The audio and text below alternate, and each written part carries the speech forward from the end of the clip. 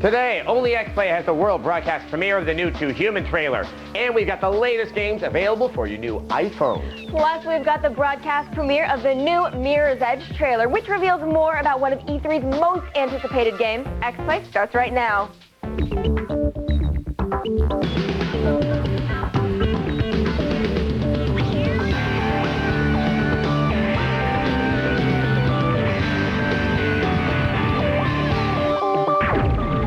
Hello and welcome to XPlay, television's most watched video game show. I'm Adam Sessler. And I am Morgan Webb. We're coming to you from the G4 studios in Los Angeles on Thursday, July 10th. Now, coming up on today's show, we review Hail to the Chimp for the Xbox 360, and we're going to go head-to-head with Newsweek's N-Guy Kroll and IGN's Cal Blevins to discuss the first half of 2008 and what bombshells will be revealed at E3. But first, let's get all the day's top headlines in the Gaming Update.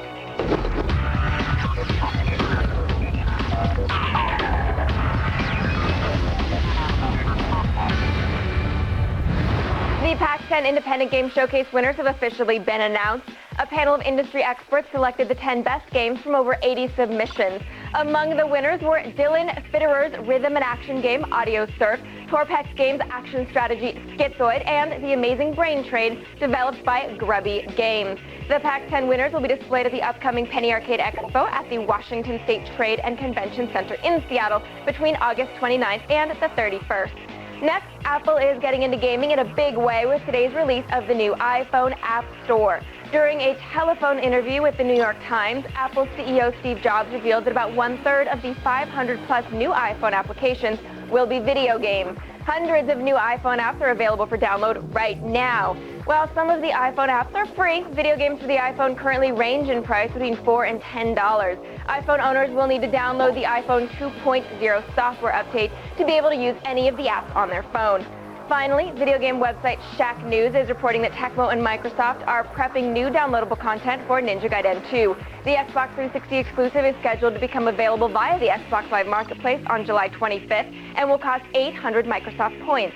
Gamers who are willing to spend the $10 will be treated to 25 new missions. The new Karma Attack missions will allow you to slice your way to your highest score, while survival missions ask gamers to fight off as many enemies as possible with a single weapon.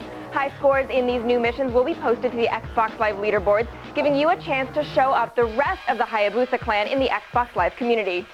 That's it for today's gaming update. For the latest news, be sure to check out our website, g4tv.com/xplay. But now let's go over to Adam, whose cybernetics are still on back order from Odin. But one day it'll be awesome. Now, most of us don't know that much about Norse mythology, but it's not necessary to know your Lokis from your Thors in order to realize that if you throw some enhanced cybernetics in there, it's only going to get more awesome. Case in point, the new Too Human trailer.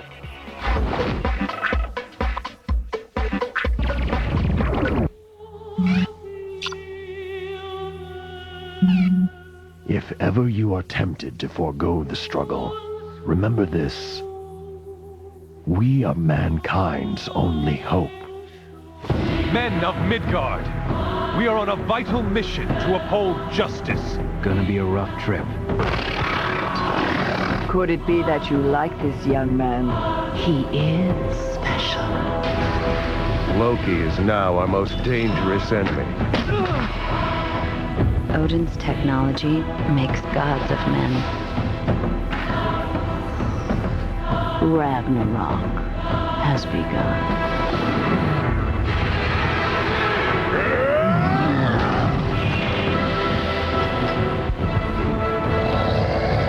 Never forget what we have sacrificed for the good of humanity.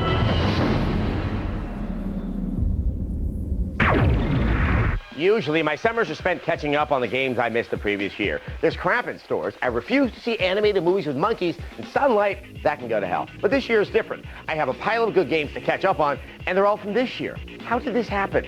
Let's go head-to-head to find out.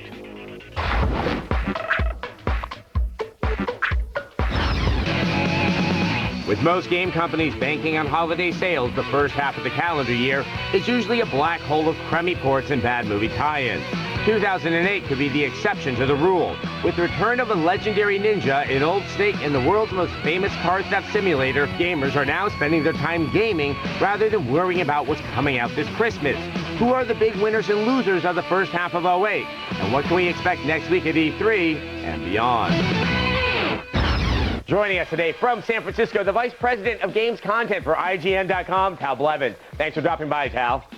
Thank you, Adam. And also joining us today from New York, Technology General Editor from Newsweek, Nguyen Kroll. Great to have you back on as well. Thanks. Now, usually the first half of the year, and especially the summer, is like a pretty bad time in terms of the quality of games and even the output of games. That's definitely different this year. Tal, is this just a happy coincidence, or have the game companies kind of wised up that we're willing to buy games in March? Well, let's hope so, right? I mean, it's been so loaded just toward the holiday season. You usually have like 80% of the games releasing in that time period. So it's actually great to be able to have some games to actually buy before we have to, wait until October to actually get our hands on some good stuff. So let's hope this is a trend that continues. Nguyen, do you think that this is a happy coincidence, or do you think that the game companies actually have a business strategy, God forbid?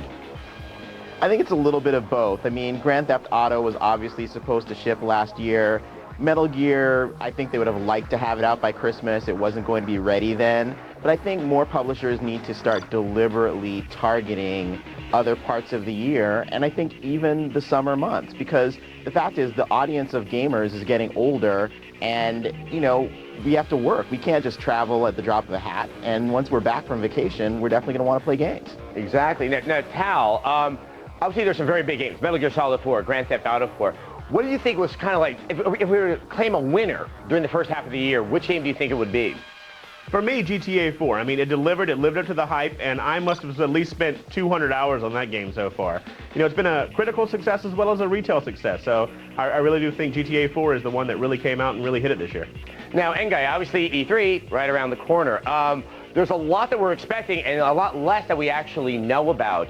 Which of the big companies do you think really has to show something strong at E3 to really help them through the year? Well, I think Sony, obviously being in third place, needs to show something, but what they need to show is a price cut. I mean, they have the games now, and they will have them in the second half of the year to, I think, justify a purchase. The thing is, can they justify a purchase at $399? Sales for PS3 and sales for 360 in particular have slowed, especially compared to the Wii. They're going to need to announce a price cut. We seem to know that Microsoft is going to announce a price cut. What's Sony going to do? Now, Tal, with Microsoft, talking about them, we have a good sense of a lot of things that they have coming out. Fable 2, Gears of War 2, there's Halo Wars. What new thing can they bring to the table that isn't kind of revisiting a franchise that they've already established? Well, I don't think we're going to actually see a whole lot of new things at E3 this year. Again, I think they have the big titles that you mentioned they're really going to ride on. What we might see, though, is actually riding on an old franchise. We may actually hear them announce more details on the Peter Jackson Halo project that's been kind of rumored or talked about for about a year and a half now. Now, Nguyen, I think the one company that's really shrouded in some secrecy right now is Nintendo. We just don't even know a game that's coming out in the second half of this year, so hopefully they'll give us one of those. Do you have any insight into, what we can get excited about coming from Nintendo? Yeah, I have it on pretty good authority that Animal Crossing is going to ship later this year.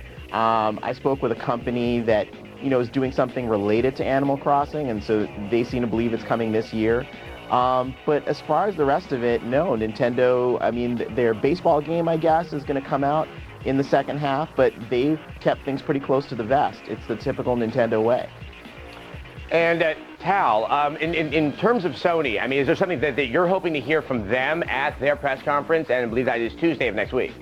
Well, the rumors are that Sony may announce a new handheld system. Now, whether that be PSP2 or whether it be some sort of new phone gadget from Sony or something completely new, we'll just have to wait and see, but that's the rumor going around. And obviously, all will be known by midday Tuesday of next week after all the press conferences are done. Nguyen and Tal, thank you so much for joining us today. Thanks for having us. Thanks for having us. All right, see you guys at E3, and now we're taking back over to Morgan. Well, since we're officially halfway through the year, we thought it would be a good idea to clue you in on how we rate games and why we give the scores we do. Well, if you always wanted to know why we like some Final Fantasy games and hate others, here's how we do things. It's the X-Play Ratings Primer. Let's start at the bottom. A 1 out of 5 is a game you should never, ever touch. Often they're terribly broken licensed games like Beowulf the Game. No! Or they're shovelware of the highest order, like Escape from Bug Island. Next up, we have the 2 out of 5. 2s aren't unplayable garbage, but they're still severely flawed games that you probably want to avoid. Lair, with its unfriendly tilt controls and antiquated mission design, is a prime example. Another will be Hellgate London, which is a fine game at its core, but plagued by so many presentational and technical problems that it sinks under its own weight. A 3 out of 5 is, well, a game. Not exceptional, not offensive, just a solid playable title. Beautiful Katamari is perfectly adequate. It doesn't bring anything new to the table, but it doesn't really do anything badly. It's a quintessential 3. Other common 3s include the functional license game, such as The Simpsons. See you in hell! A game that succeeds on almost all levels, but remains held back by 1 or 2 notable flaws, will receive a 4 out of 5. For example, Heavenly Sword is a top-notch hack and slash with a good story and great acting, but it is ridiculously short, making it hard to wholeheartedly recommend. Come on, man! Finally, the coveted 5 out of 5 is reserved for the best of the best in gaming. A game that gets a 5 isn't necessarily perfect, but it's one we feel comfortable putting in the hands of anyone willing to pick up a controller. Recent 5-star titles include Metal Gear Solid 4, Grand Theft Auto 4, and Grid.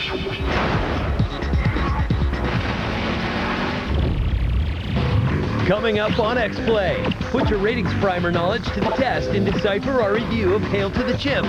It's political party monkey mischief, and we'll tell you if it's worth your vote. Then get ready for a little fast-paced free running. We've got the broadcast premiere of the new Mirror's Edge trailer. Plus, if you're sick of paying for MMOs, you don't want to miss this week's download.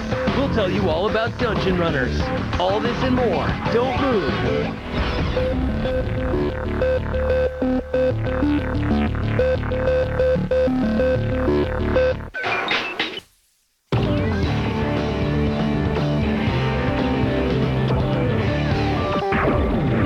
Welcome back to X-Play. The first Mirror's Edge trailer intrigued us with stunning visuals of a heroine free running through a city. It begged questions like, is this a whole game about parkour? And what is that girl running from or toward? Well, there's a new trailer out that clears it up and gives us a little bit more story to chew on. Take a look.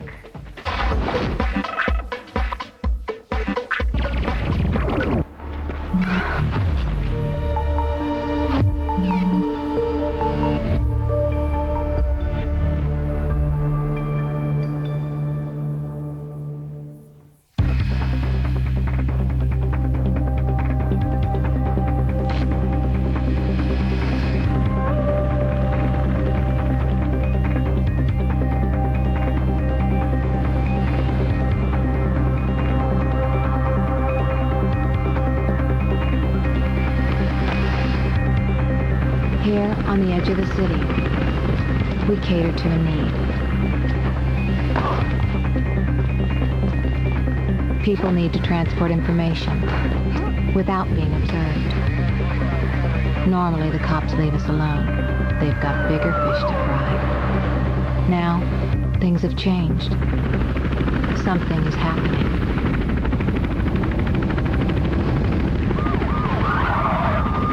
They've taken my sister, framed her for a crime she did not commit. And now they're hunting me. But just because I don't have a weapon does not mean I can't fight back.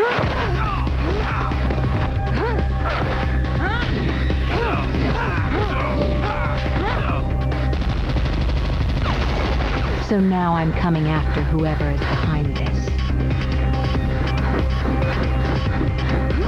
On the edge of the city, you find out who you really are.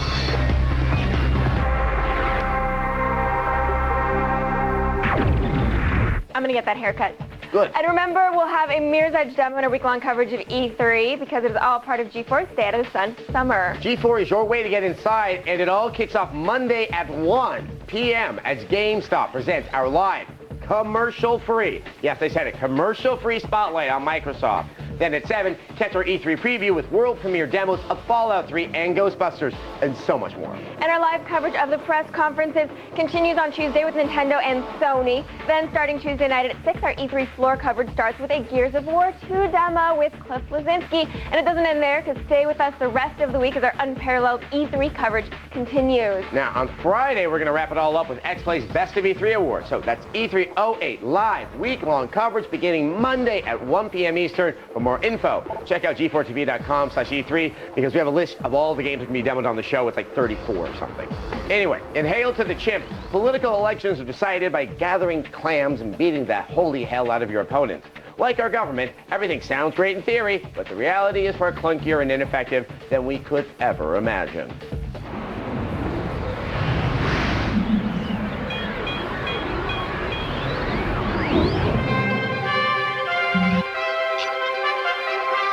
Newsflash, a shocking scandal has rocked the animal kingdom, resulting in a race for the presidency.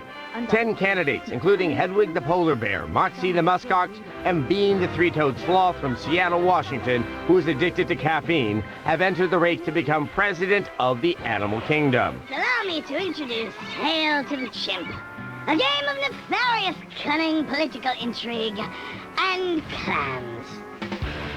Yes, Hail to the Chimp, the presidential party game, is every gamer's favorite kind of party game. One that offers quasi-amusing political satire through fair and balanced news reports, and one that is heavily influenced by fake political ad campaigns. There are a number of possibilities in this campaign. Few of them make any sense to me. Your only goal is to collect clams and return them to your ballot box. Your other option is to physically smash your fellow candidates to deprive them of their clams. Floyd's numbers just went up. You could try teaming up with other characters, but you'll likely have a difficult time just trying to figure out where your character is and what all that screaming is about. And just like politics in the real world, the 16 game types in Hail to the Chimp are repetitive, frustrating, and all about stealing your opponent's votes. First candidate to steal 10,000 votes wins.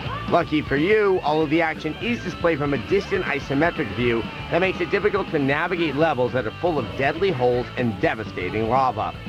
We give this game of nefarious political intrigue 1 compelling argument for censorship out of 5. That'll clear your sinuses, if you know what I mean. I know what you mean. When X-Play returns, we'll tell you all about a free MMO called Dungeon Runners in today's download, so don't move, because we will be right back.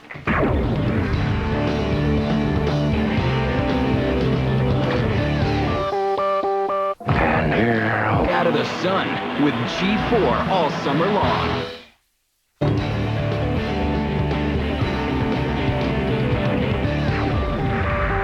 Welcome back to X-Play. MMOs usually mean a monthly fee, but the people at NCSoft will have none of that. Like their highly successful Guild Wars series, Dungeon Runners is free to play, though you can pay for extra features. If you're jonesing for some Diablo-style loot fest, today's installment of the download will have you installing this sucker in no time.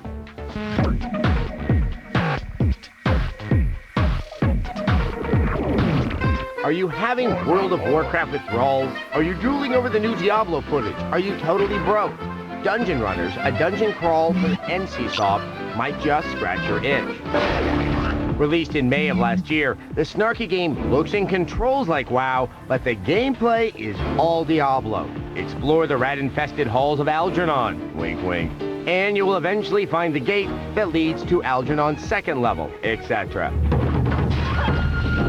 Your characters can be mages, warriors, or rangers, and every time you log in, you can choose what type of server you want to hop into.